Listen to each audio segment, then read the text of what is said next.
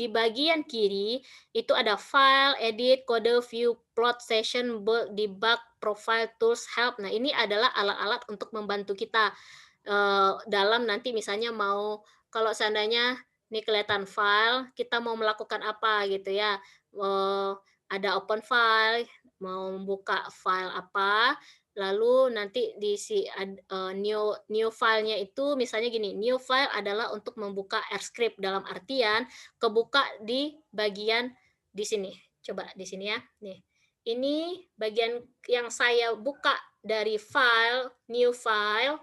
Nah, buka AirScript itu membuka model perintah. Jadi kalau seandainya saudara mau melakukan running data, nah di bagian antitel satu ini adalah sintak atau maksudnya gini, perintah-perintah yang akan saudara kerjakan sehingga nanti akhirnya akan keluar datanya di bagian kanan. Nah, yang konsol, konsol itu misal gini ya, saya bikin dulu B sama dengan 1 ditambah 1 ya. Nah, di sini ada kita punya, eee, kita punya variabel B gitu. Nah, kita punya variabel B, kita mau nge-running data, data kita punya 1 ditambah 1. Nah, kita lakukan running data tetapi dengan cara memblok. Nah, hasilnya itu akan keluar di bagian kanan. Kelihatan ya di bagian environment ada history, connection, tutorial. Nah, di sini, eee, keluar nanti ini kan sintak nih perintah kita nih terhadap data. Nah, oh ternyata value-nya dari variabel B kita punya data hasilnya adalah 2 seperti itu. Nah, di konsol juga, bisa nanti akan keluar kalau kita ketik B, dia akan keluar kelihatan nggak ya? Bu Indah kelihatan nggak? Kelihatan Bu Besti? Nah, kelihatan ya. Jadi, kalau yang di atas itu perintah apa saja yang kita lakukan. Misalnya kita ngolah data, contoh, kita melakukan stasionaritas, berarti harus di bagian ini dulu. Lalu kita running data, keluar perintah stasionaritas di sebelah kanan, atau nanti kita mau memplot data, kita suruh juga di bagian untitled ini. Baru kita lihat nanti di bagian plot bagian bawah, file, plot, package, help, viewer gitu ya. Nah, kalau konsol, konsol itu dia kita bisa langsung saja mengklik B itu berapa nilainya, tapi kita harus terlebih dahulu mengetik perintah di bagian untitled ini. Nah, untuk lebih ininya, coba misalnya bagaimana cara nih gini ya, bagaimana cara mengimport data? Apakah, ini saya delete juga bisa, delete-nya biasa aja, delete gitu ya, diblok lalu di-delete. Nah, kenapa di bagian kanan di environment nggak masih ada? Karena kita belum nyapu bersih gitu, belum mendelete lagi, variabelnya, kita pakai aja yang sapu yang bagian clear object ini. Nah, dia yes, akan hilang dia, perintah di awal yang kita, lakukan. Sedangkan di konsol, konsol itu dia apapun kegiatan yang kita lakukan ataupun apapun perintah yang kita ketik di untitled itu, dia pasti akan keluar dan tidak bisa dirubah gitu. Yang bisa dirubah adalah bagian di untitled, di bagian environment, atau di bagian dari plotnya ini. Nah, di plot nanti kan ada tuh bagian sapu tapi masih nggak kelihatan gambarnya ya. Nah, pertama-tama kita masuk ke, gini, nah, kalau pakai RStudio, data kita itu harus dalam bentuk CSV, bukan dalam bentuk Excel. Jadi, gunakanlah datanya dalam bentuk, CSV. Contoh misalnya saya punya datanya, eee, bentar ya. Nah, misal saya punya datanya ini aja lah yang agak lebih kecil dikit. Nah, ini misalnya.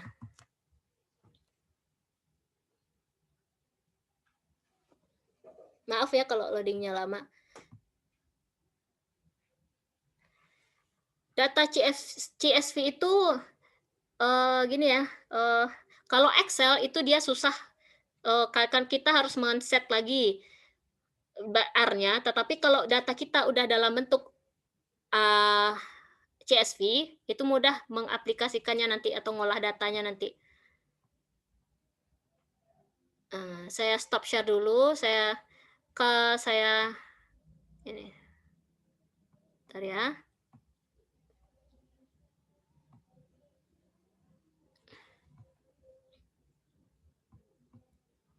Data olah.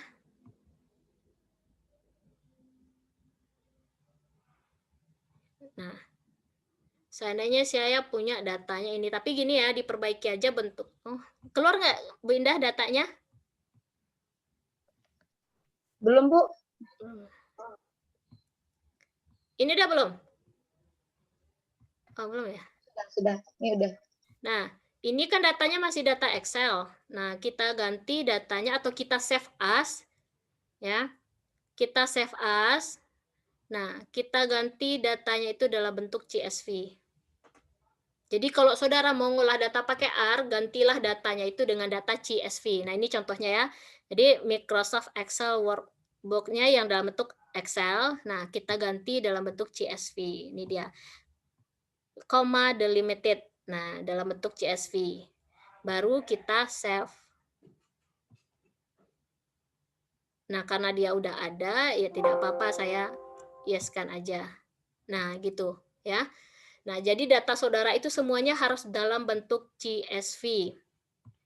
Nah, sekarang selanjutnya, apa tahapan yang harus kita lakukan kalau data kita udah dalam bentuk CSV? Selanjutnya yang kita lakukan adalah memanggil data tersebut untuk kita olah dengan R. Nah, caranya bagaimana? Kita buka session. Nah, lalu kita, ini saudara ada yang ngikutin apa enggak nih? Saya screen-nya nggak hidup, Bu. Oh ya, sorry. Ngikutin aja dulu ya. Nanti paling nggak ada gambaran gitu. Ya, Bu. Nah, data tadi harus di-save dengan CSV, lalu kita panggil. Caranya adalah di bagian session. Ketik kita, udah kelihatan ya yang R Studio-nya? Udah, Bu. Nah, data yang saudara punya itu kita panggil pakai session, pakai set working direction, pilih choose directory. Nah, kita choose. Nah, ini tujuannya adalah data kita tadi tuh misalnya kita simpan di mana gitu. Nah, misal berarti saya punya bukan yang ini ya. Misalnya terserah saudara, tapi saya menyimpannya di sini nih. Harus di D ya, jangan di C. Harus di bagian datanya. Nah, ini belajar forecasting. Nah, saudara punya data, tapi saudara melakukan begini. Untuk manggilnya itu harus disimpan dulu di apa namanya? Di apa sih namanya kalau laptop kita tuh semua kerja kita dengan R itu kita simpan dulu di satu variabel gitu. Jadi saudara nanti bikinnya satu variabel aja seperti yang saya tulis ini. Saya belajar forecasting R itu di D saya simpan. Lalu saya open kan.